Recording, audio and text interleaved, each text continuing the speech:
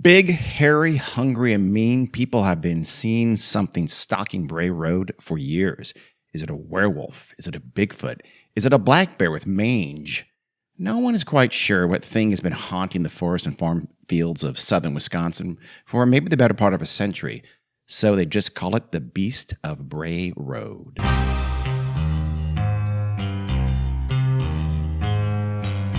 Hi, everyone. Welcome to the Weird World Podcast. The final episode of Hollow Weird World 2024. Happy Halloween. Yes, this is Halloween. If you are listening to this when we upload it on the day of, it's Halloween Day. So today, as promised, with the at the end of the last episode, I'm going to bring you a little bit of a monster feature, a creature feature. It's going to be scary. It depends on how scareable you are. Probably not. It's not really it's a creature that is said to be, as the tease implied, living as we speak in southeastern Wisconsin. That is in specifically this creature. Oh, by the way, I'm Dean. Oh, I'm Carrie. That's Carrie. This is the Weird World Podcast. Let's get right into it. We got a lot to cover. Walworth County is in southern, kind of southeastern Wisconsin. It's mostly farms and small towns, but there are some stretches of forest and lakes. You know, it's think farmy, upper Midwest kind of the U.S. kind of a place. You know, farmy, but forest too. Bray Road runs for about 17 miles through this area. It's like an hour, maybe an hour plus outside of Milwaukee, which is to the northeast of it, and about the same, really, to Chicago to the southeast. So it's not like it's, you know, the great outdoors so much, but it is kind of a rural area, a farm, rural, small town area. Bucolic, one might say. Sounds very great outdoorsy to me. Well, not like rugged mountain kind of thing. You know what I mean? Don't think it's like that, like the Pacific Northwest of the U.S. or something like that, or you know, huge stretches of forest and things like that. Bray Road is nowadays famous for its monster, its beast.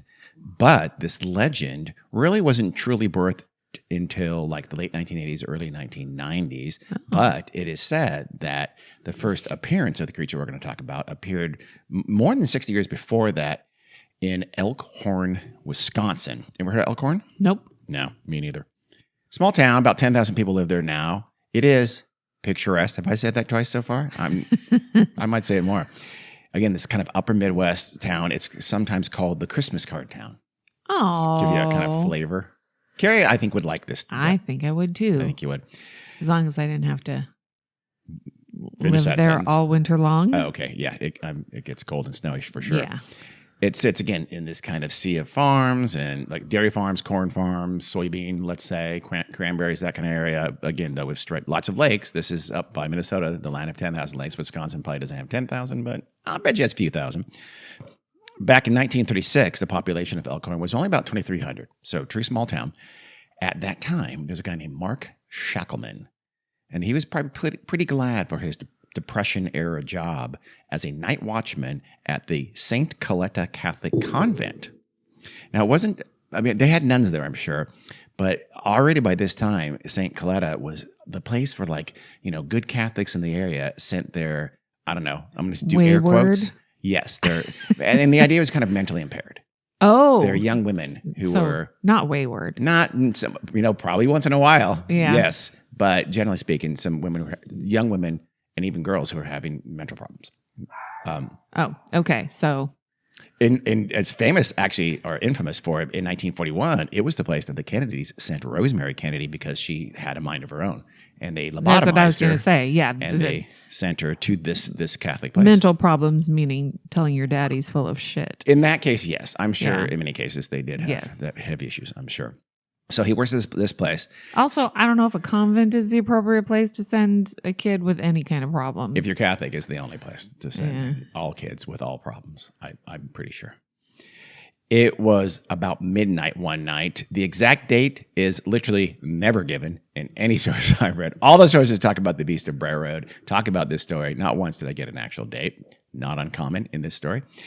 When Shackleman, he's making his rounds in the fields, I guess. It has some fields around it. It's, by the way, St. Coletta is still known today for its a mental health. That convent there, I think it's closed down, but it's still an organization that is devoted to mental health. oddly enough. So, okay. And so the convent had these fields. He's out, I don't know, I guess making his rounds, I guess, in the fields, looking around, make sure there's no kids causing trouble, I guess. I don't know. What would you do? I mean, who knows? People might break onto the grounds, Sure. Drink some beers. Boys. 1936, Mm-hmm. So he's peering into the moonlit darkness. I'm assuming there had to be some kind of moon because he's going to see something and describe it. So he sees something standing there. I'm sure he assumed a person. And he said it's standing atop what he calls a, quote, Indian burial ground. Of course. I don't know how he knows. It might have just been a small hillock. Yeah. But he said it was an Indian burial ground. And he realized that something was pretty big. Is at least as tall as a man, and it was standing upright like a man. But as he got a little closer, he saw that it was hairy. And it was wolf-like, not more wolf-like than it was human-like. And then it sort of crouched down to this burial mound and dug at and sort of clawed at the earth. And he said he saw it had some pretty big claws. He walks toward the creature because he's a badass. I don't know about you. I might get the hell out of there, but he's a night watchman, so he's doing his job. And he walks toward the creature. The creature apparently saw him, turned and fled and disappeared into the night. Mm-hmm. He's pretty freaked out. He's not sure what he just saw. He gets off his shift. He goes home and he tells his wife that I had this encounter. I saw something weird last night. He tells her about it and he's describing it. One of the things he said to her, he said, I looked at his hands and its pinky and its thumb were, he said, quote, shriveled. And it seemed like it had 3 normal sized fingers, I guess proportional. But wait, how close was he to this That's creature? pretty close, and it's at night. Intriguing. Yeah, it is. So apparently he got pretty close. I'm skeptical. Well, of course you are, Karen. You believe in nothing. But he tells his wife this, and he said otherwise it seemed like it was fairly normal. So I don't know what that means. I don't know that he knew what that means. And he goes back on his next shift the next day, and he's like, I want to see this thing again. Maybe it'll come back to this Indian burial mound for some reason. It was clawing at something as if it's trying to dig something up. I don't want to know what. If it's an Indian burial mound, I don't know, bones? I don't know. I mean, it's like it's fresh meat. He sees it again. He waits till nighttime. It gets dark. It gets night. He goes out in the same field. He goes toward this Indian burial ground, and there it is again. And again, it's making these clawing marks. Oh, by the way, during the daytime, before it got night during his shift, he went out to see there, and he did see like what he called raking marks on top of this Indian burial ground. Uh-huh. So he's looking at it again. It's dark, so it's pretty late at night. There it was. The creature is back. This time, though, when he starts walking toward the creature, it didn't turn around and run away. It stood up fully upright on 2 legs and faced him. He said he thought it had to be 7 feet tall. It was huge. He said it's, quote, covered with dark or black hair, gave off a bad odor. He said it twice, so you know it's bad. Yeah. Like long dead meat. Had eyes that looked right into me, and it made a sound. It was like he said a 3-syllable sound, low and mean. I'm still quoting him, by the way. Something like Gadara, with the accent on the 2nd syllable. I hope I achieved that. Gadara, end quote. Okay. So Gadara, that's kind of, think of that. Shakaman, he had been a boxer. He's only in his mid-30s. He's in really good shape. He had been a boxer for a time. He could take care of himself, but he is terrified. Yeah. Quote, then I did the only thing I could do. I prayed to God to save me. There's some other things you could have run. Just turn around and go back to. This is a quote. And it turned and slowly walked away. For a long time I stood there. That bad smell hung in the air. And then I said another prayer of thankfulness. I never saw that thing again or anything even like it. End quote. I'm so glad God saved him. Yes, me too. So he never saw this thing again. I imagine he went out there every night. I got to that Indian burial ground from a fair distance every single night for the rest of my time as the night watchman at the St. Coletta Catholic Convent. He told his wife again, and he told a few very close friends over the years, but there was no explanation. No one knew what it was, and it just sort of disappeared into local lore at best, if anybody even really knew about it. But it didn't disappear forever. In 1964, so quite the time, almost 30 years later, a guy named Dennis Fulis was driving along a highway near Harvard, Illinois, when he... Wait a second. Did I just say Harvard, Illinois? You're probably wondering, how far is that from Elkhorn? Well, it's about 20 miles or so to the south, so it's not that far. Illinois thinking, wait a second, different state. It's not that far. Elkhorn is pretty close to the border. States touch each other. So, but what else might you be wondering right now, Carrie? There's a Harvard? There's a Harvard in Illinois? I had no idea. I had never heard of that before. I don't have an answer for that. Why they have? Maybe there's Princeton and I don't know. Yeah, maybe. who knows? So it doesn't really seem like Beast of Bray Road kind of a thing so far because nothing's come on to Beast of Bray Road. But we'll see later why that it was named. But still, in the vicinity. That makes sense. Fulis, though, he is driving along this road in Illinois and he sees something just streak across the road. It's around midnight. And he's driving home from his job at the Admiral Television Corporation. They made some damn good TVs back in the day. Yeah. I've never heard of them, actually. Oh, yeah. You've heard of Admiral TV? Yeah. Oh, I have not. They're long gone. Yeah. Right? Okay.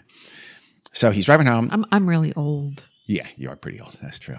He's on Highway 89, where it becomes Highway 14. You know the spot in northern Illinois. I do not. And the creature crosses by his high beams, let's say, his headlights. And he described it as dark brown, at least 7 feet, maybe as much as 8 feet tall. And he figured weighing about 400 to 500 pounds. Okay. The monster preferred the term husky, Carrie. Yeah, I know. Whenever people estimate the weight of something, it's just hilarious. Silly. I guess he's trying to indicate, I guess, that it was pretty thick. It's pretty husky. Sure. I don't know. It looked big to him. Besides being 7 or 8 feet tall, 400 to 500 pounds would be pretty thick. Even at 7, 8 feet tall, that's a lot. Yeah. So the thing fur's heavy. I guess you're right. I guess you're right. Yeah. So this thing, runs across the highway in front of him. It then leaps over a barbed wire fence on the other side of the road and just sort of disappears again into the night. Presumably, I don't know if it's on his way to or from work the next day, but in daylight, he checked the spot where he had seen the creature. And he looked over the fence and he saw like the cornfields looked like they had been disturbed. Something had run through the cornfields. I'm assuming he did it on the morning the next day on the way to work, let's say. Right. He was pretty disturbed himself, though, not just the cornfields. See what I did there? Mm-hmm. As a plan was. Thank you. Welcome. He would later tell a writer that, quote, I was awful scared that night. That was no man. It was all hairy from head to feet, end quote. So he was sure it's not a person. And this is like 30 years later. Yep, it is. Now, we fast forward 8 years later for the next episode. It's 1972. We get back up to Wisconsin. In fact, we get back once again to the vicinity of St. Coletta in or near Elkhorn, Wisconsin. A Department of Natural Resources agent named David Gedgetson. I don't know if the G is silent or not. So it could be David Getson, or it could be even David Jetson, which would be a very cool name. Yeah. I'm going to call him Gedgetson just to be a dick. And because people mispronounce my last name in a similar way, so fuck them. And he took a call from a woman who was just terrified. And she said, hey, I live about 2 miles away from the St. Coletta convent, and I just saw something. Can you come here and check? She said that she had seen an ape-like creature just kind of strolling across the farm when, wait a second, did I just say ape-like? I did say ape-like. So why are we talking about it here in the Beast of Bray Road? I don't know, because all the sources claim this is part of the Beast of Bray Road lore, even though it was described as ape-like. So let's go with it. Well, yeah, because, eyewitness accounts often vary for the same and it is nearby. thing. So it's right there in that Elkhorn area. So regardless, Gedgetson, I feel weird saying it like that. I have no idea how it's pronounced. He drove out to the woman's farm. I guess she had like a little farm out there, and she's in her farmhouse, and he took a look around. Seen, he's Department Natural Resource. I don't know if he's like a park ranger. He's an agent for the DNR in the state. So, they know animals. They probably did like fishing game and stuff like that. He didn't see any sign of anything. He didn't find anything. He didn't find tracks, anything that seemed untoward or unexplainable to him. And he left the woman probably shaking her head in anger, because it's like when you take the car into the repair shop and it doesn't make that goddamn knocking noise. Anything it's been making that knocking noise. I think it was something like that. So she was like, I know there was something out here, but he's like, sorry, ma'am. And he leaves. Yeah. I gave him a southern accent. Sure. Wait, can you spell Gedgetson one more time? I never spelled it at all, but I will for you. Oh, I thought you did. Gedgetson. Oh, okay. What do you think? It's probably Getson or something Getson. like that. Okay, let's call him Getson. That's the fourth pronunciation we've offered, and they're probably all wrong.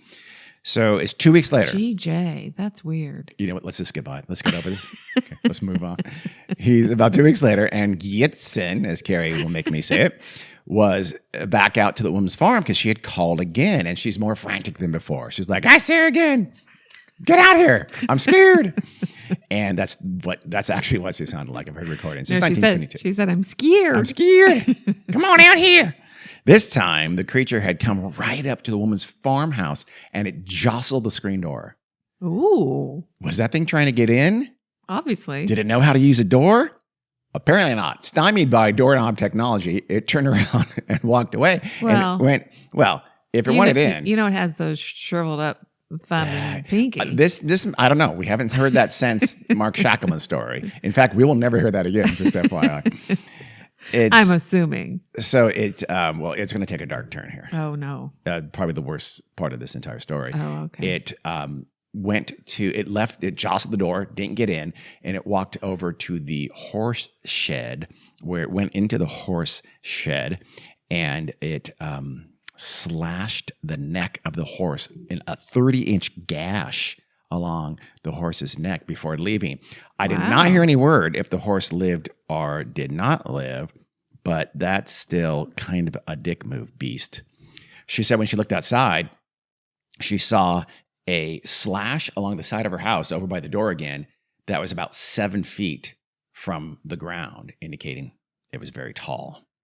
And probably also like, oh, I can't get in with these goddamn, I don't know how to use door handles. So it's angrily slashed the door and then went out there and tried to kill a horse, or possibly even killed a horse. I don't know. Yeah. That was the last, before this spate of sightings that started in late 1989, that was the last one. It kind of goes to bed for a while again. And then it's 17 years later that the Beast of Bray Road will really kind of get its name, and its legend would be cemented, at least in the area. It's actually anybody in Wisconsin is going to have heard of this, and probably a little bit wider that sort of that area. And it was the fall. Actually, I think it was either the fall or even later in the year. You hear different things from a couple of sources. It wasn't written up until almost the end of the year, but most sources say it occurred sometime in the fall. So I don't know a date. There isn't a date. But a woman named Lori Andreezy was driving home on Bray Road, thankfully, and she was coming from her job as the manager of a place called the Jury Room. It was a popular night spot in Happen and Elkhorn. It's about 1:30 in the morning, which makes sense. All that checks. Uh-huh. As she sped home, Andreezy catches sight of something on the side of the road. She said it had its back to her as she sort of approached it in its headlights. And it sounds like she drove a little past it because she either turned back or maybe she looked in a rearview mirror, and then she can get a look at the front of it, right? Quote, it was kneeling, its elbows were up, and its claws were facing out, so I knew it had claws. I remember the long claws, end quote. And she said that it was holding something in those claws. She wasn't sure what it was, but it seemed like it's almost roadkill and like or something dead. And it's like feeding on it or something like that. Sure. So you imagine something kneeling, human-like perhaps, with eating, a dead possum on the side of the road. Think of something like that. But the thing that really frightened Andreezy was that the creature, when she spotted it in her headlights, instead of turning and fleeing, the thing stood upright, and faced her passing car. So, you think an animal would, I don't know, see headlights and get the hell out of there. I don't know, but it stood up on its legs, fully upright, bipedal like a person, and faced her. And she was just horrified. She just stepped on the gas and sped off and got the hell out of there. So she gets home. She's wondering what the hell she just saw. And I guess the next day or soon thereafter, she went to the library trying to research, what did I see? And when she's at the library, she found a book called The Golden Book of the Mysterious, published in 1976. I mean, I'm assuming not one of the children's golden books. I don't know. Why? Those are things? Yeah. It might be. No, they're literally for very small children. Yeah, well, I think it was. I've never heard of the Golden Books, but if that's a thing, that's an imprimatur, then yeah, it was. Is that an imprint called the Golden Book? So it's a series of books? Yeah. Well, this is about the mysterious. There's a lot of the Golden Books of making, mining gold, or what do they have? The Golden Book of making yo-yos. Is it like Jesse's Treehouse? No, What is it's not like that. No, there's in fact, I just saw one, and now I'm kind of kicking myself that I didn't buy it, because they do it about like adult movies, like the Golden Book of the Alien Excuse movie. me? The Alien. Oh, okay. When you Not said like- adult, Jesus, kids' book Like- about porn. I think, it's geared toward kids. Fairy tales. Well, I think this Pokey is little puppy kind of. this is the Golden Book of the Mysterious. Picture Pokey little puppy. That's what golden books are. In it, she saw a drawing of a werewolf, and something snapped in her head, and she said, "Oh my God, that's what I saw. I saw something very much like a werewolf last night." That is kind of what it sounds like. You might be wondering, though, has she never really seen the depiction of a werewolf? She needed to go look it up. Yeah. She was a grown-up in 1989, and she had never seen a werewolf depicted. She hadn't seen the classic American Werewolf in London. What about Wolfen, or The Howling, or Silver Bullet? I get not having seen The Howling 3 marsupials, which included, by the way, were-thylacines, which is awesome. But has she not seen The Howling 2? Your sister is a werewolf? How could she not have seen any of those movies and also, seen a werewolf? There had to be werewolves in Scooby-Doo and stuff like that. So how does she go to Wolfman Jack? He didn't actually. He was a human, but he didn't look like a werewolf. But he looked kind of werewolfy. But still, she had to have seen the Wolfman from 1930, whatever. Come on, apparently not, because she needed to go to see this Golden Book to see a werewolf and go, "Oh my God, that's what I saw last night. I saw a werewolf." Huh? So I don't know. She just want to be sure. You don't want to know the other mystery is why the hell that library had the Golden Book of Mysteries in it in 1976. That seems weird to me. Well, no, that doesn't seem weird at all. Okay, I'm really sorry I said that. The library. Andreezy believes that she saw something that was not human that night. Quote, "It was night and it was quite late, but I know what I saw. You don't mistake something like that. To this day, I believe it was satanic. It was just my feeling. I don't believe in werewolves per se, but I believe something could be, conjured up." End quote. I don't know what she means by that. I think she kind of does believe in werewolves. No, I don't think she believes in werewolves, but she believes in satanic things and I'll bet you demons. So maybe. Oh, but she thought it looked like a werewolf. So a demon disguised as a werewolf, perhaps? Okay. All right. We'll get to that in theories, Gary. That's what it sounds like to me. It does kind of sound like that.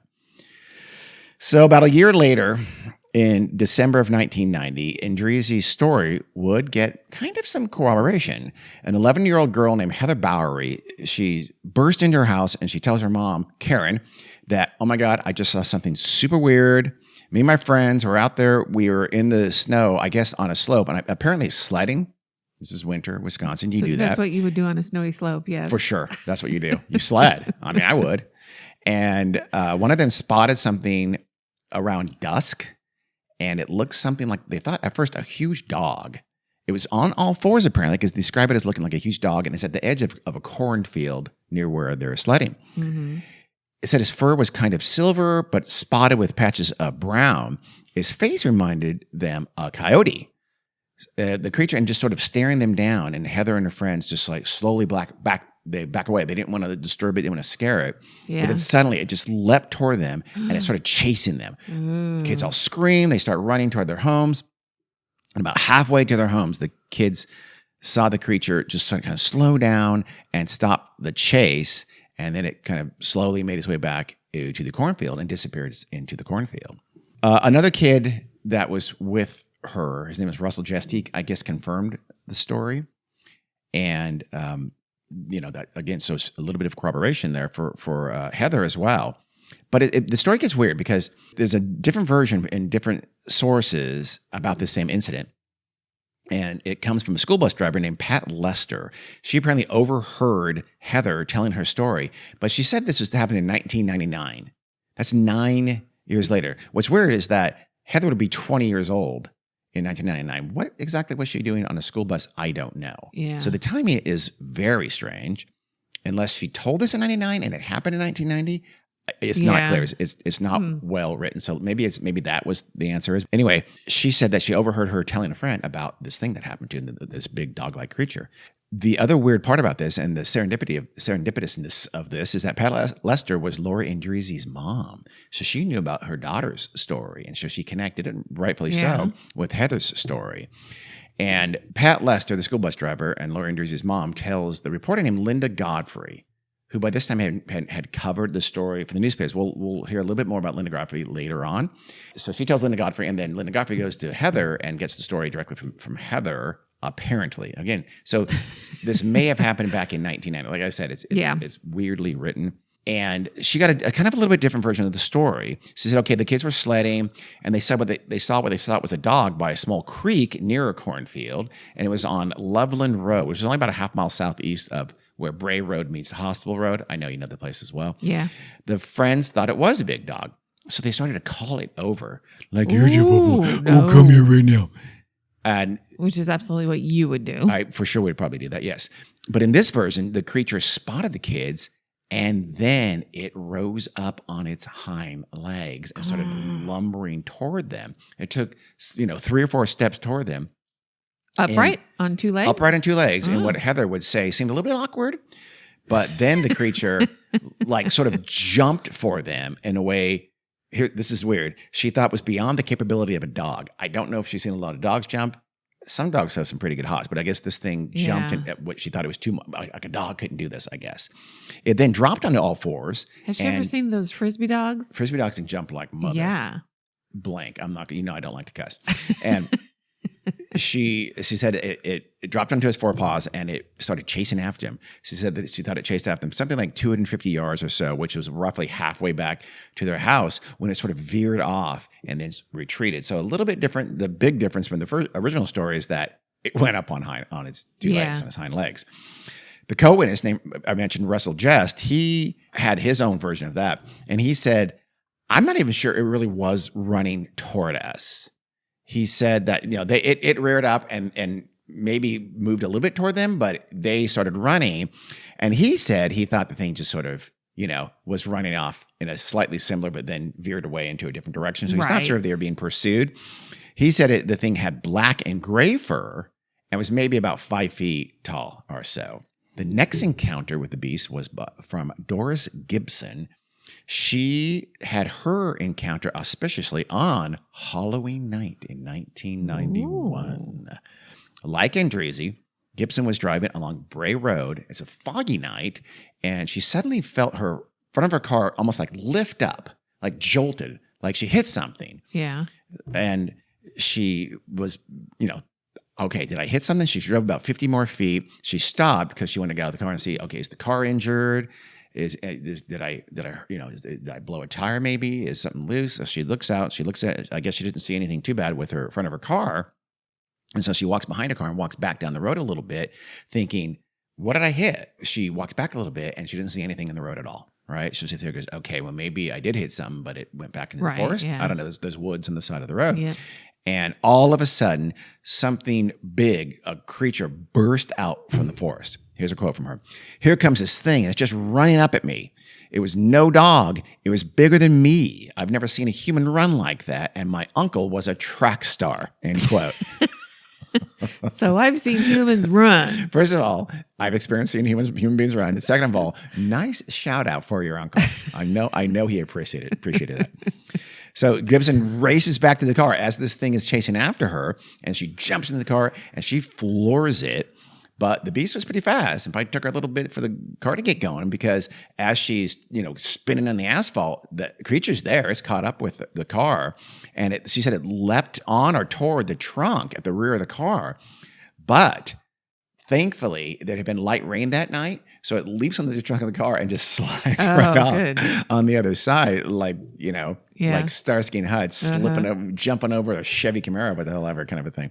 So she guns it. She gets away, and she would later say that she felt as if she had been captured, she was, quote, dinner. And so she was just thankful that she was able to escape. Yeah. But duty called later that night when Gibson was called to retrieve a friend from a party. So she's pretty shaken. But her friend calls and says, I'm so drunk, Doris. Can you come pick me up? I don't know. That's not even an accent. No. It's just a speech impediment.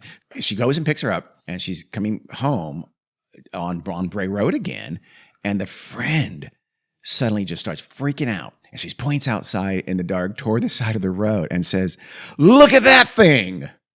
Doris, to her credit, was having none of it. She did not even look. Her friend screams and yells that, and she just boom, floors it, screeches the hell out of there, and gets away as fast as she possibly can. So that's smart. She wanted to be dinner. Nope. She did not want to be any creature's dinner. Here's the thing. If this creature wanted to eat people and it was chasing kids around, it could have. That's true. It could have caught those kids and eaten them. Kids are quite edible. Yes. For creatures. And they're slow. So they're shaken. The friends get home and they look at the back of Gibson's car, which, by the way, was a sweet, sweet Plymouth Sundance, a 4-door sensible sedan, wonderful car. There on the trunk were thick claw marks scraped into the metal. Just take a picture and save it for posterity. Not that anyone has ever seen. At least I haven't. She had a camera. She had another narrow escape from a creature that's what she had. She called this thing a, quote, freak of nature, one of God's mistakes, end quote. That's which not seems a nice little judgy. thing to say. It seems a little, I don't think so either. Wait, hold on a sec. What? I thought God doesn't make mistakes. Oh, sure. No, it's a Tears for Fears song. They for sure do. Well, she must be a heathen. Worse yet, that creature was almost certainly uninsured, so Gibson had to pay out of pocket for the touch-up on that sweet, sweet, sweet Plymouth Sundance. That's some bullshit. Tom Brickta. He was a guy at a wedding reception. No, I like reception. Oh, we'll stick with reception then for now on, forever. You have to say it too. Commit to it. It's in. No, I didn't say I'm buying into it, I like it. You didn't say what? Was the first word you said there? I'm buying into it. I didn't say about it in it. I didn't say about it in it. I didn't say about it in it. So he's at a wedding reception. I don't recognize that. Oh, you bastard. In Genesee Depot, which I know you know where it is. We're still in southeastern Wisconsin with a friend named Chris Maxwell. It's August 1992 now. And he said he had his experience with the Beast at this point. This is about 25 or so miles north of Elkhorn. So again, the area. Tom was driving Chris back to where Chris was staying at the Jellystone campground south of Milwaukee when they waited. Hold on. Did I just say Jellystone campground? All right, you beat me to it. Was this place named for the Yogi the Bear cartoons? Are you kidding me? There's a place called Jellystone Camp. I looked it up. That's hilarious. Jellystone, like our national wildlife, whatever. And there's a campground at Jellystone in Wisconsin. That's cute. We've got to put that on the road trip. Sure. We got to go. Obviously, we got to go to the Beast of Bray Road. Bray Road. Be busy. It's not far from Bray Road, I'm sure. So but it seems like that would have been right. They didn't get that. I mean, of course, that wasn't named after Wisconsin. It had to be the other way around. Yeah. Okay. I'm It assuming has to be. So Chris Matthews. What's the other thing that I'm stopping for? Chris Matthews lived at a campground. Isn't that more or less being homeless? Do people live at campgrounds? Like maybe he worked there. Oh, I hadn't thought about that. It's a good point. All right. Thank you. Yeah. Let's just move on then. So he was an on-site guy. On-site guy. That's what they call him. Ranger. No, they're called on-site guys. He's not a ranger. He's for sure not a ranger. Why? Because he didn't have any jelly sandwiches. He didn't. Do you know? Maybe he was. So it's another foggy night. In his picnic basket. In his picnic basket, yeah. It's a foggy night, and just like the night, remember when Doris Gibson had her experience, and Tom felt his car seemingly hit by something in the road. I'm sorry, that was Doris. Doris had the thing to hit by something. Somebody else who had the fog? Somebody had the fog. I don't know. Anyway, Tom thought, okay, hey, did I just like wing a mailbox? You know, those mailboxes, the rural areas, they stick out into the road a little bit to make it easier for the mail person, the deliverer. And so he thought maybe he hit a mailbox. And so he stopped the car and he's backed up a little bit to see if he hit someone's mailbox. I don't know, was he going to leave a note?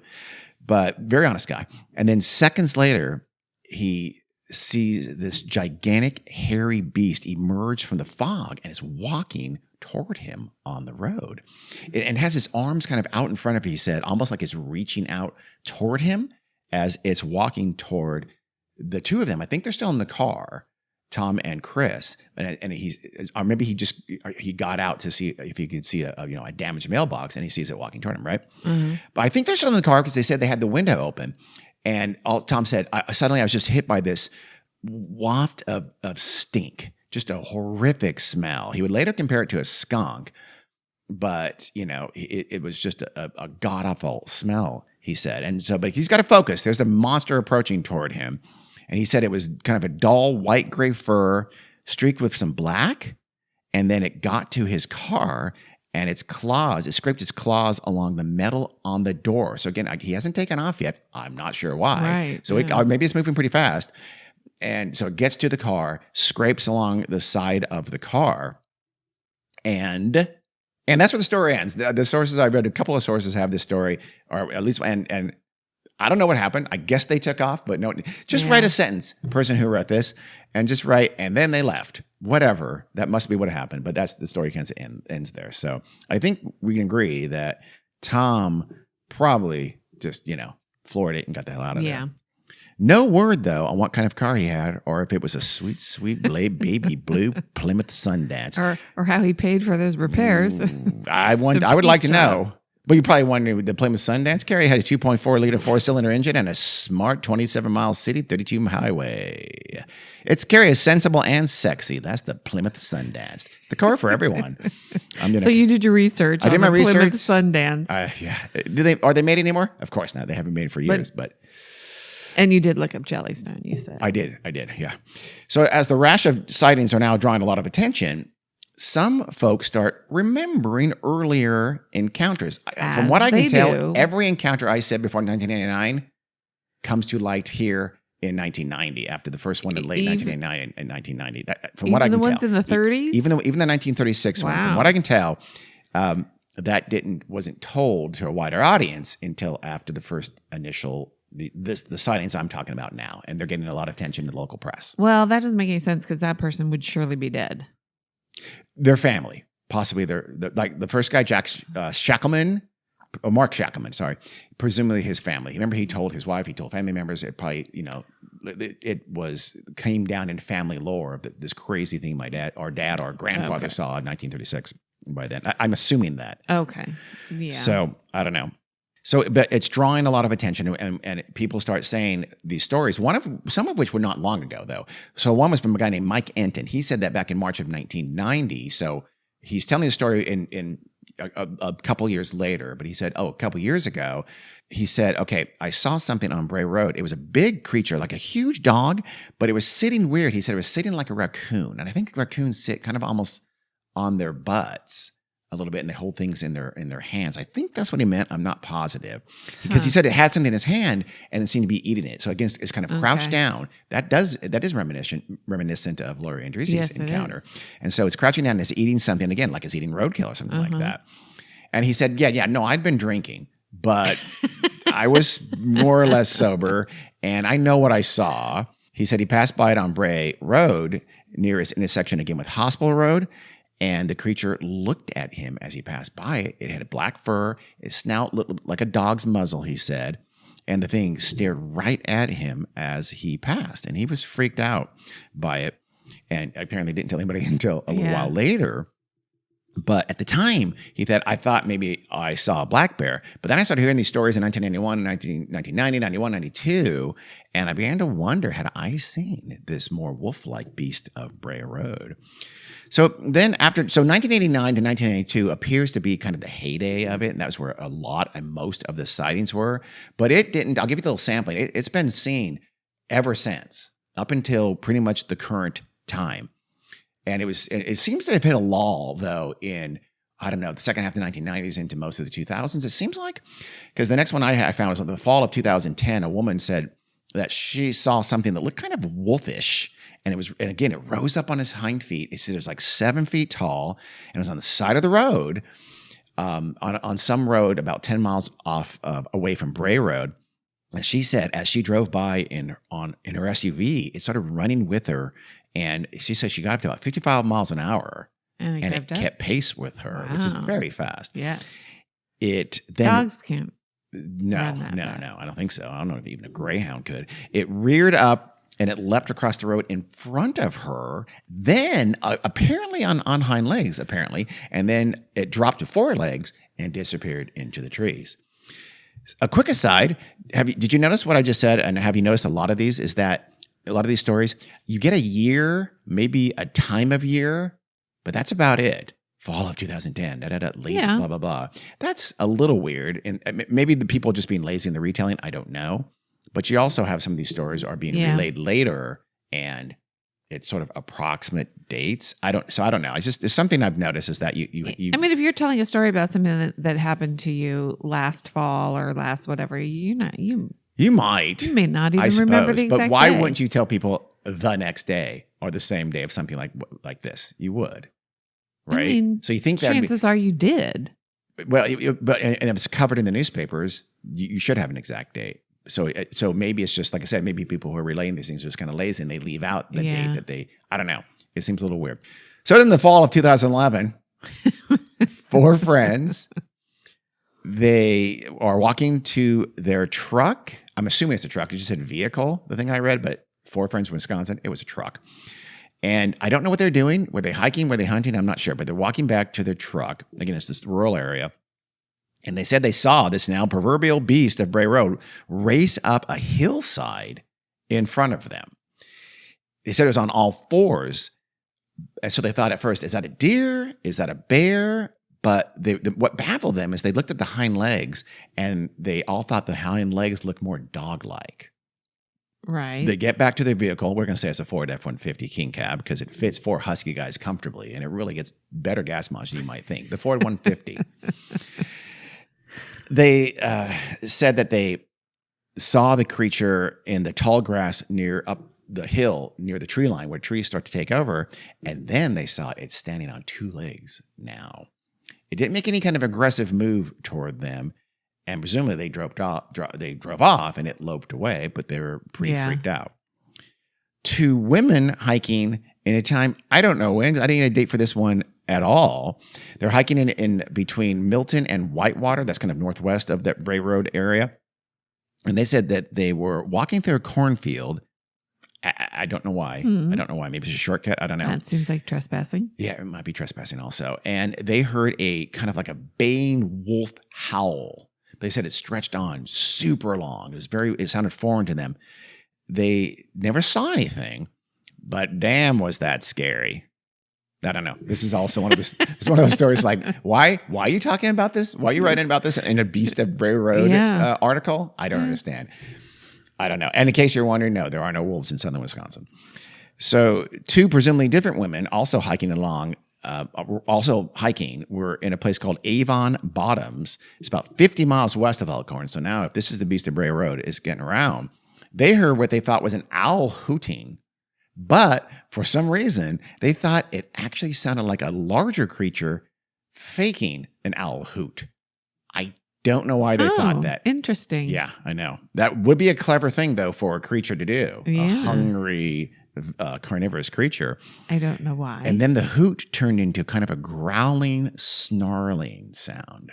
So they, too, never saw anything, but they heard something that scared the shit out of them. Okay? This scary. also has been lopped in with the Beast of Bray Road stories because it was, you know why? It's in the state of Wisconsin. Yeah. I feel like they later added that there was also, this is it gets weird. They also, I guess a different version, or they later told people this. I guess they told people this version first. And then later they said, oh, by the way, when we got back to our car, there was a huge furry creature next to our car. Oh my God. After we got through the cornfield. Oh, sorry. We left that out the first time. And this is another one. It just ends there. No word on what happened next. I mean, did it open the door for them? Did we shoo it away? I have no idea. They also, by the way, said in this later version that they saw lit orbs in the sky. Okay. And this was not the first time they had seen UFOs. They were out there getting high while they were I think they were. They weren't hiking. There was some cannabis involved for sure. By the way. Or maybe some acid. Who knows? Yeah, there could be some acid. By the way, fun fact, Avon Bottoms was also the name of a little-known porno about the misadventures of a young door-to-door MLM salesperson. True fact. That's probably not true. In the summer of 2020, so at least half a season in a year again, there was a man was sitting in his truck. I think he's waiting for a delivery. He was at a farm. It's a few miles away from Bray Road, so we're back in the nearby vicinity here. So there I told FedEx to meet me up. No, it's not FedEx. It's probably like hay or something. Yes, like that. But I'm a suburbia dweller, so when you say waiting for a delivery, I think you think, well, Amazon, obviously, and it's on my porch, and I can see them in my ring. So he sees something when he's waiting, and he said it was a werewolf. And he said this werewolf stalked toward him on 2 legs it came out of the woods on 2 legs, and he said it just came out of the cornfield and picked up something on the ground and then went back to the cornfield and left the way it He came. was picking up his trash. Good, I maybe good police in the citizen area. werewolf. Yeah. Here's the thing. He said he had more or less the exact same experience a few days later at the exact same place when he was again waiting for some farm delivery. So 2 times, this creature that looks to him like a werewolf comes out of a cornfield, picks something up, goes back into the cornfield, and leaves him alone. I would stay away from that farm. Yeah. Or actually, I'd go to that farm every single day and get a picture. Yeah. Until I got a picture, yeah. Yeah. This is 2020, correct? Yes, 2020, yeah. Mm-hmm. Yeah. That dude had a cell phone. There's He for no sure excuse. did. But he's probably very startled when he sees a werewolf come out of a cornfield and pick something up. And probably, I'm assuming, Sure, the wave. first time. Yeah. Not the second Yeah, you're right. time. Second time should be less. He should be a little bit more ready for that cell phone. Should have had his camera out, ready to go. There's another story about these men collecting water samples at a quarry. I don't know why. Just test it, obviously. Well, it doesn't say anything about them being any kind of official. So it's like, I don't know. Hey, Bob. Yeah, Kevin. Do you want to go get some water samples from the quarry? Do I? Well, Do you have your child's chemistry set? I do. It's near Elkhorn, which, as you know, is the Beast home base. And they saw the Beast nearby. So they're out there getting water and they look up and they see the Beast. It fits the description. It growled at them in a way that they said almost sounded also like a yell. So a kind of a yelling growl.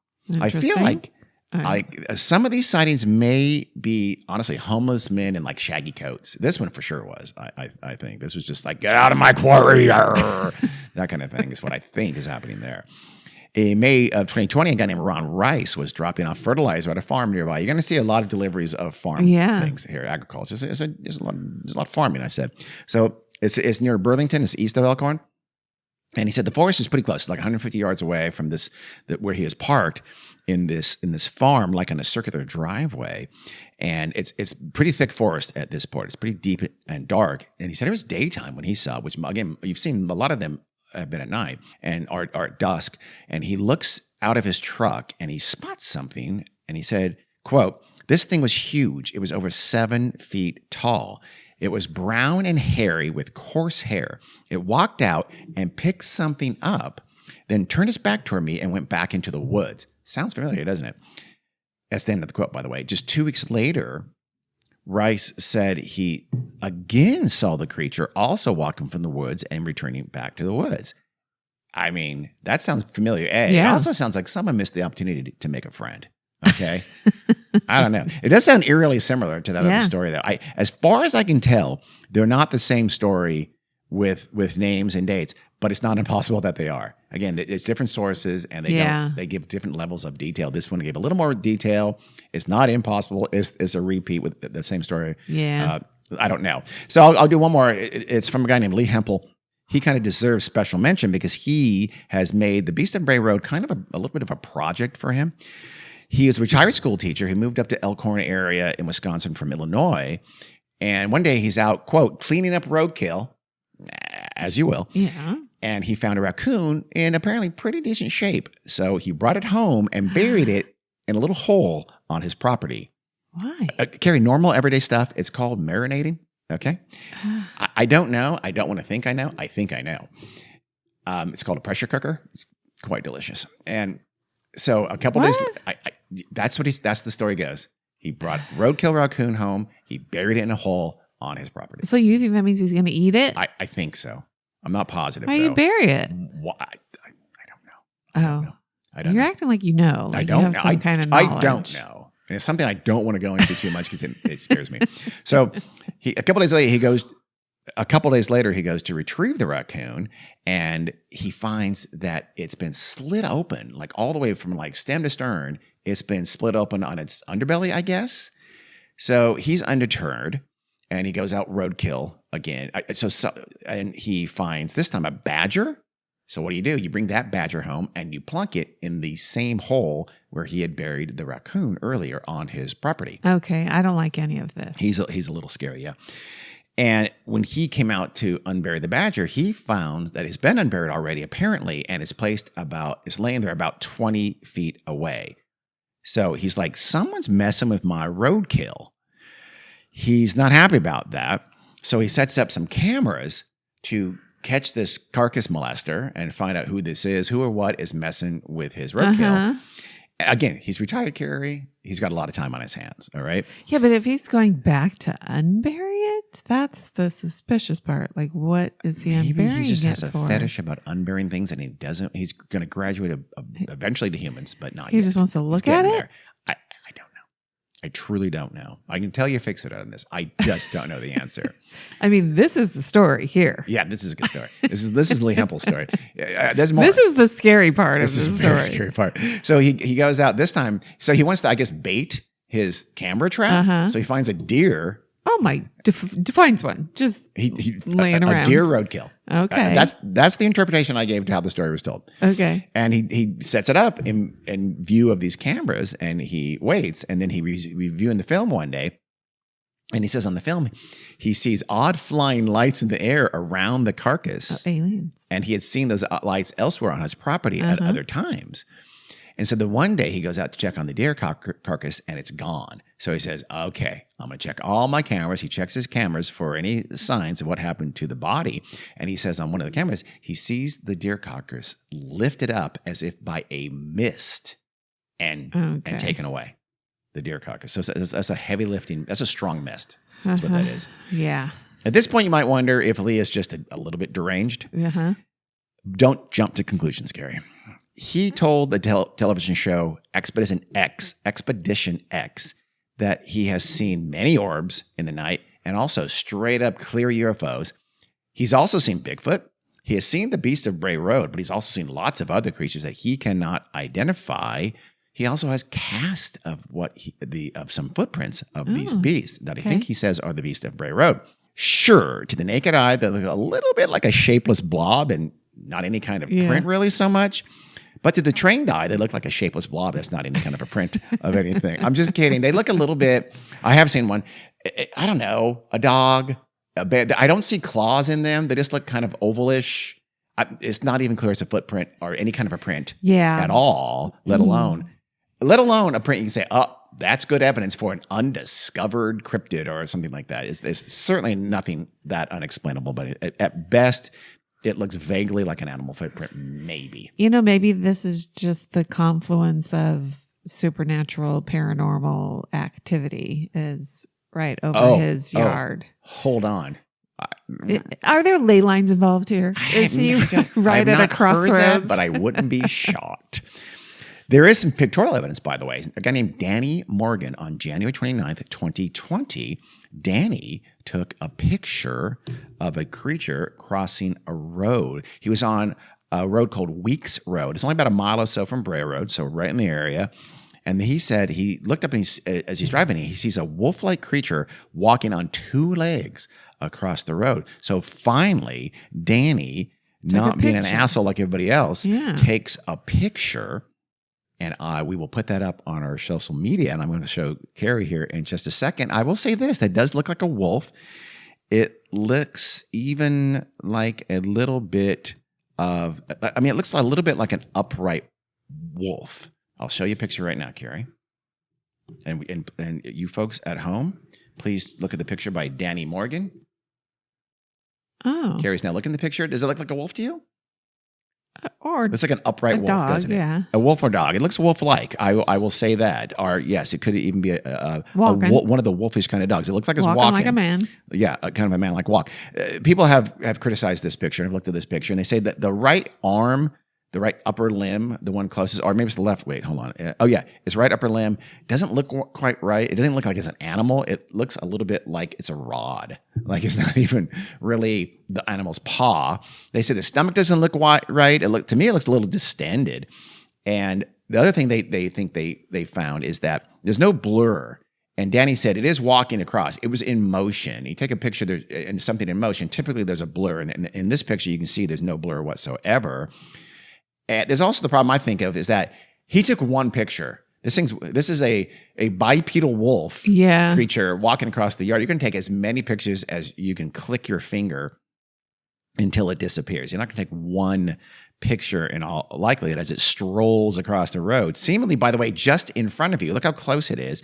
I don't see any glare or anything like that from a front windshield. So it seems like he's out of his car now, and he's taking a picture feet away from a bipedal wolf, as you will. So there's, I mean, it's 5 or 10 feet. What would you say? It looks very close to me. So most people have said this is a fake. And I think you would have to concur.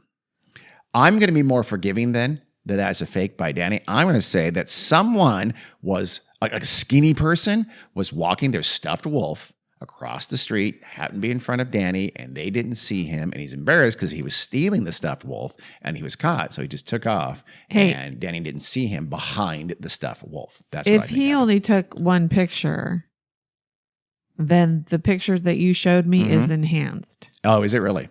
Because I'm looking at a picture. Let me see. And I mostly see, well, I've got cords connected, but it's far on the right-hand side of a landscape picture. I see most, maybe he did take more than one picture. And it's very blurry. Okay, he might have taken more than one picture then. In your picture, is he literally on the road? He's probably on the side of the road. Yeah. And it looks like he's walking up a little bit of a slope to the road. Yeah, every picture I see looks like it's just some version of this picture. Okay. And it's possible people have messed with it. Yeah, I believe most people think it's fake. I mean, what it looks like, honestly, is he set up a stuffed wolf. took a still picture. Looking at the one that I see where it looks like it's the original untouched photo, it looks like it could be a man. Really? Oh, in a suit? Maybe not. Okay. All right. Well, that's even more interesting. Okay. The arm looks more man-like. Does it? Okay. Interesting. Well, that's the only picture we've ever had of the Beast of what is supposed to be the Beast of Bray Road. Yeah, come over here and look at it. Again, that's just one guy. We can cut out the pause. That looks the same. It just looks blurrier. Well, I know, but it could be a man. That could easily be a man's. I mean, it only looks like fur because we think it's fur. Yeah, that's true. I mean, it could be in a furry suit of some sort, a furry something, a getup, a badly done wolf outfit. Yeah, werewolf outfit even. I don't know. I still like my theory if someone was walking across their stuffed wolf. So by now we do have a kind of a pretty good picture of the Beast of Bray Road, no pun intended.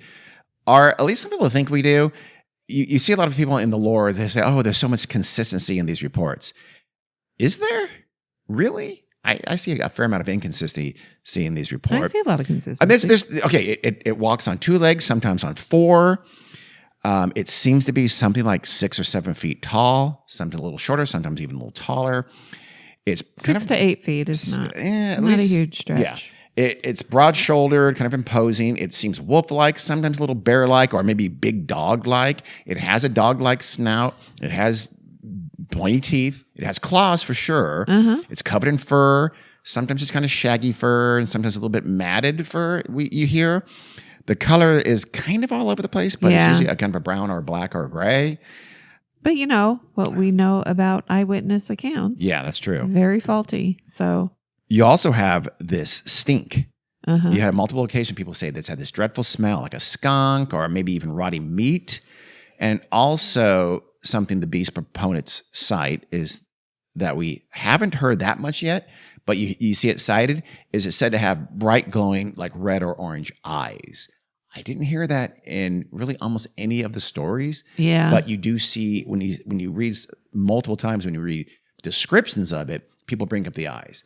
I'm not sure where that comes from. Yeah, I think that comes from embellishment. Probably so. Some witnesses have also said that when the beast is walking upright, its hands appear very human-like, as if they could grasp things.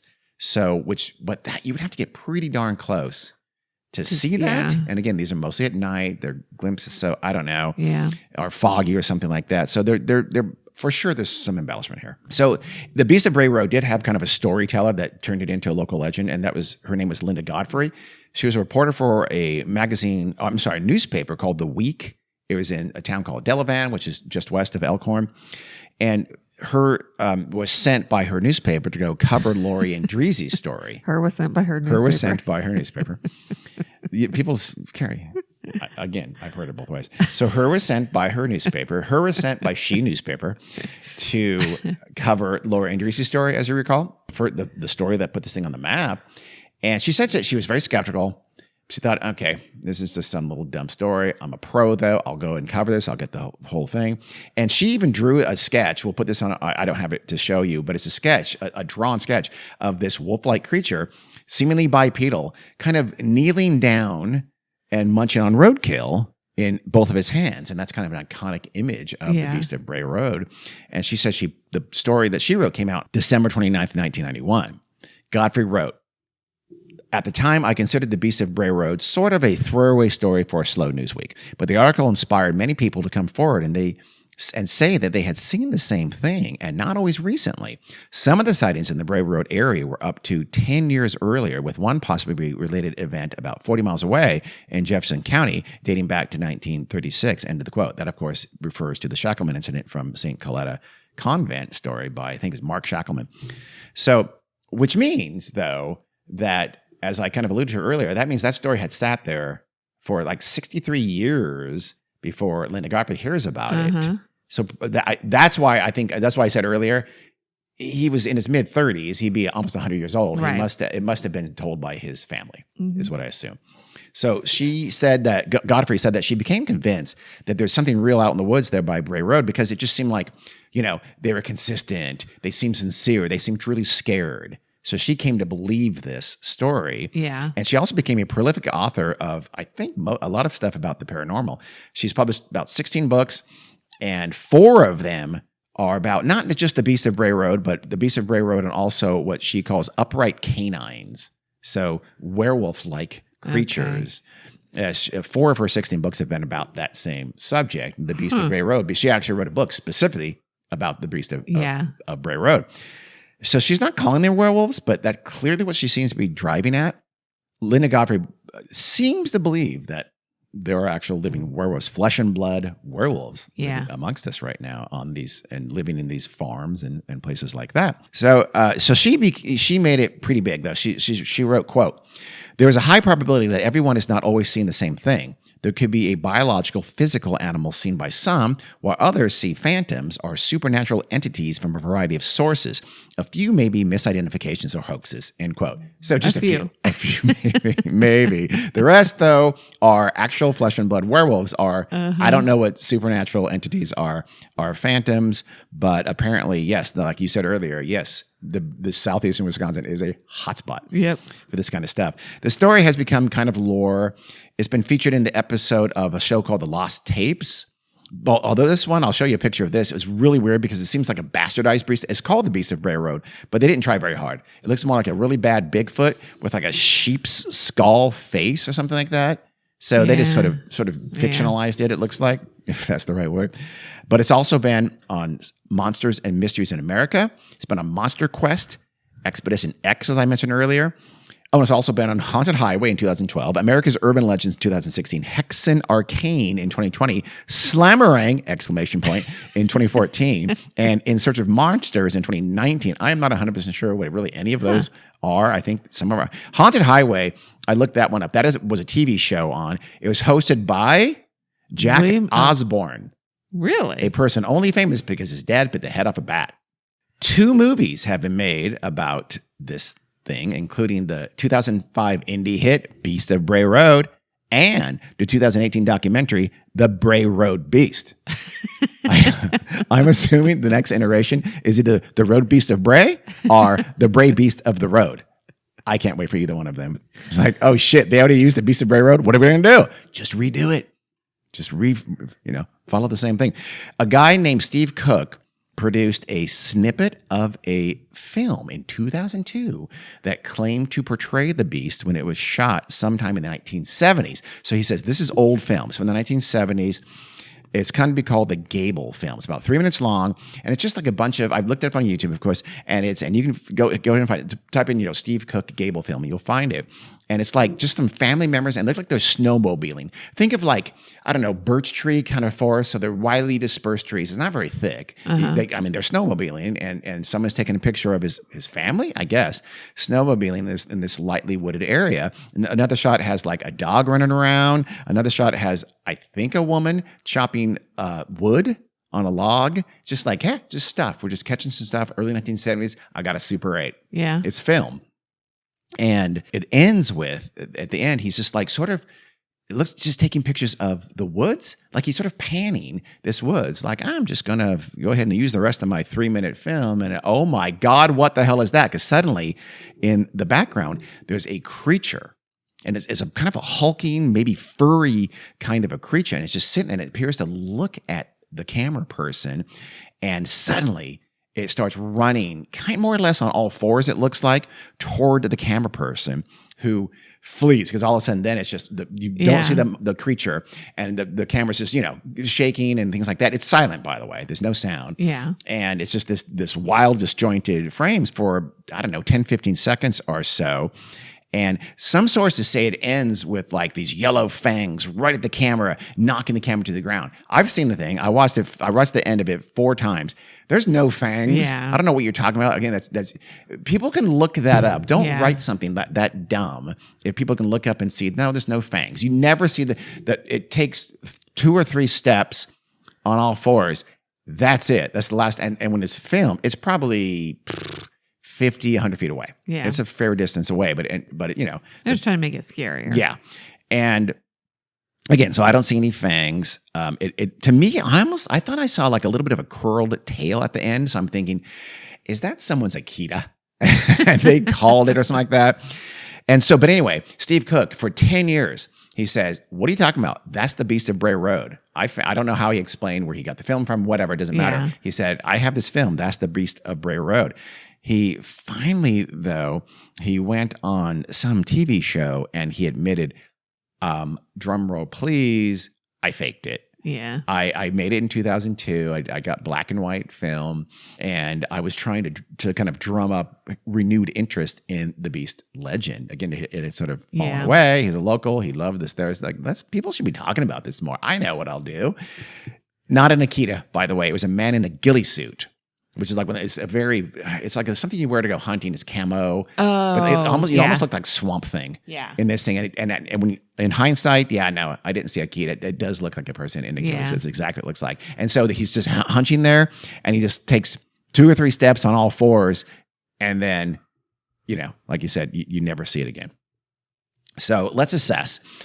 I want to make a few points about this before we talk about what it might be. First, I'll note that none of the supposedly pre-1989 stories were known or told until after the Andreezy incident in late 1989. It's a little bit, I mean, no coverage whatsoever. That delay between when something happens to create this thing, even if pretend the 1999 Andreezy sighting was real, if suddenly people start remembering that's not. Linda Godfrey seems to think that's evidence for it. That's actually the exact opposite.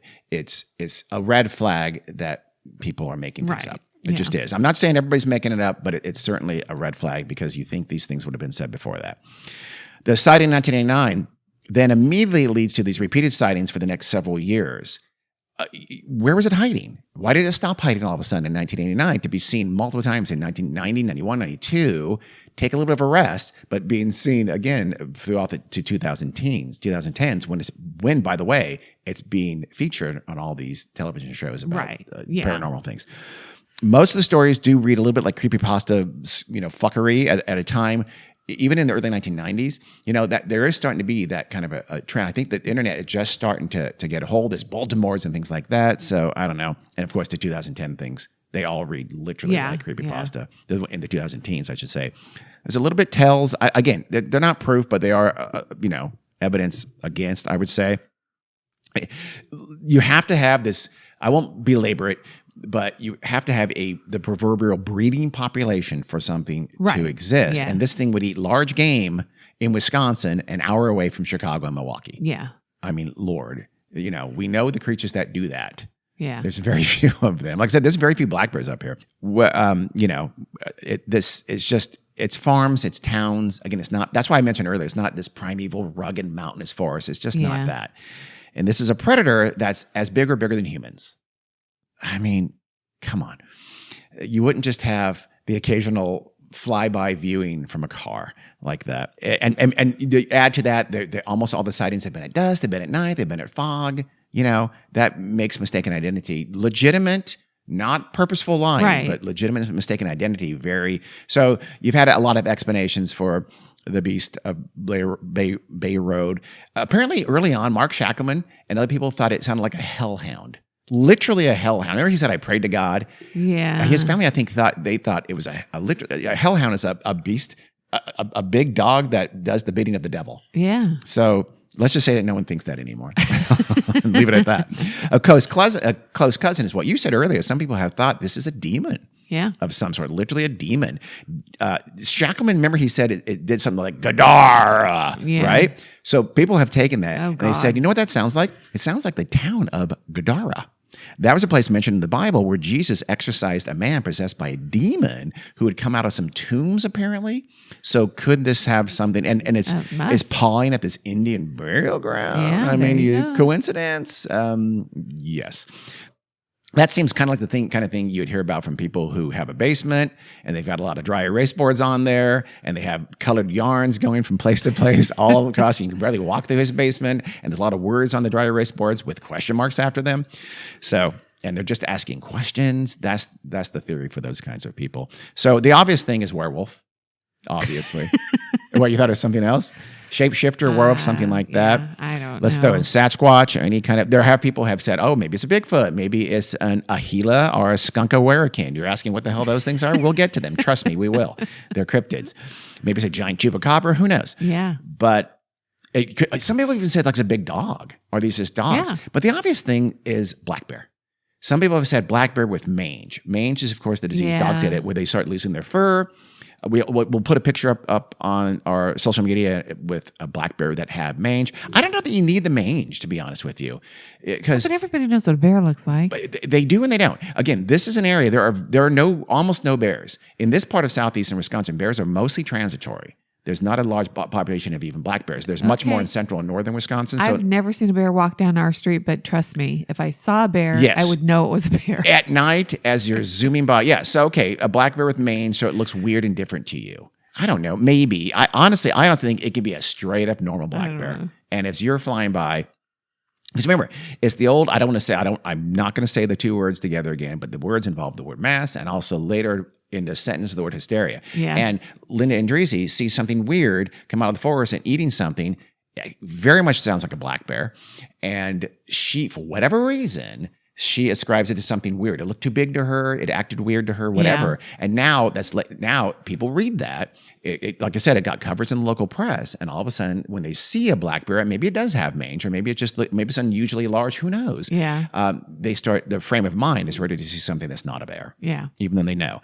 And like I said, though, I pointed out the bear population because even outdoorsy people, you're right. You should be able to recognize a bear. Yeah. But it's night, it's foggy, it's dark, you're zooming by. For whatever reason, you're trying to be scared. Maybe they're mistaking just a regular old black bear, or maybe it is a black bear with mange. I'm showing Carrie a picture of a black bear with mange. It does look more dog-like, doesn't it? They're actually surprisingly skinny, too. Black bears, without their fur, are skinnier animals. This is probably just not a large black bear, but they look very dog-like. They're fairly close related. The canines and the bears are on the same branch of the order Carnivora, as you know. Yeah, I might not recognize that as a bear. No, you might not. So, you don't need anything supernatural here, but I prefer to believe that it is something because there's a woman, her name is something Fink, and she runs an extravaganza about the Beast of Bray Road. I think it's gone on for 3 or 4 years now, and she has like panels and things like that. Oh. Again, has to be on the road trip to go see that. And she personally claims several sightings of the beast and many other creatures. Southeast Wisconsin seems to be a paranormal hotspot, which she believes in. And here's what she said, quote, "I don't know whether there's some kind of a portal or if the veil, the barrier that separates the mortal world from the spirit world, parentheses, is thinner there. I'm not sure who they are or where they're coming from, but they're all connected.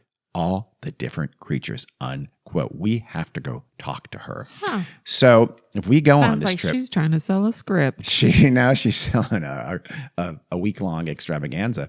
And so we got to go to the Beast of Bray Road, and maybe we'll, on the same trip, Carrie, think about it. We could see a chupacabra. Yeah. We could see a Sasquatch. We could see the Mothman, maybe even a lake monster. That will have been well worth it. Sure. So we're putting that on the road list. I hope we don't forget to bring our cameras with us. We probably will because everybody else seems to. So that is the story of the Beast of Bray Road, a legend in Wisconsin You saw it got a lot of, those were all national TV shows I Yeah. cited. So it got a substantial amount of press in the 2000 teens for a while there. And it's still apparently being seen to this day. Is that where you heard of it? Maybe. Yeah. I don't remember. I've heard of it, but only because I've heard of you say something about it. But it's been on my list. I've wanted to cover this for a while. So I thought Halloween makes sense. Because, you know, the mythical creature would be the werewolf, which, by the way, is my favorite mythical creature. But I don't believe this is. I love werewolves. Werewolves are awesome. I'm a huge fan of werewolves. I thought it was the Nandy Bear. Oh, okay. Yes, you're right. Well, no, the Nandy Bear is my favorite cryptid. The werewolf. Same thing. I think Nandy Bears are real, and there's a breeding population of Nandy Bears in Africa. Okay. Oh, okay. Werewolves, I don't think I don't think that's a possible thing. But the woman in Wisconsin does, so we're gonna go have a chat with her when we go to the next Beast of Bray Road, whatever it is. Extravaganza. It's probably it's probably in October. Now that I think about it, damn it, next year. Missed it. Okay. Okay, well, thanks, Dean. That was a good one. You're so welcome, Carrie. And that's the end. I feel like we got a little punchy there. You did a little bit. It went a little longer than I thought. That is the last of our Spooky stories. Hollow Weird World 2024. Yes. We hope you enjoyed it. And everyone have a happy and safe Halloween. Yes, sure. Why not? Okay. Don't eat any bad candy. Nope. See you. Bye.